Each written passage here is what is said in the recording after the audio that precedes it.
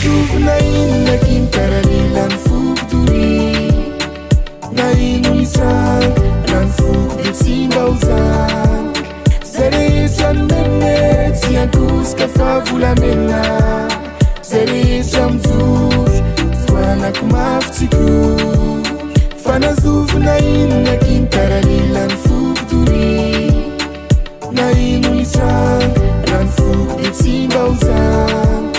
zay rehetra ny menimeny tsy ankosika fa volamena zay rehetra mijoro toanako mafy tsy kory fananina zay nao sanisina misafy nololeo sahady farany amin'ny sitrapoko sy vetsivetsipoko ny amintsika tsy angatsika ka nazoviny anaraby nazoviny anakina nazoviny anakory ndeha ho avelivelinanao ifenifeno ho fotsy roa fanazovina ino nakiny Taralila ny fokotory na ino mitranga raha ny foko dia tsy mba ho zany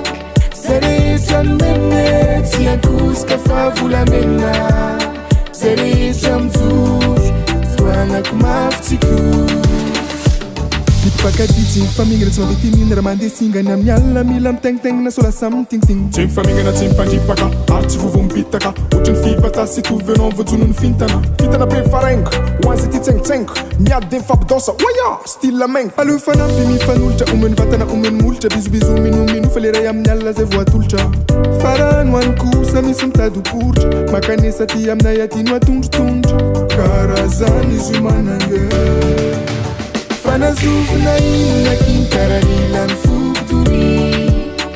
na ino mitranga raha ny foko dia tsy mba ho zany zay rehetra ny menimeny tsy ankosika fa volamena zay rehetra mijoro toanako mafy tsy kory fanazovina ino nakiny Taralila ny fokotory na ino mitranga raha ny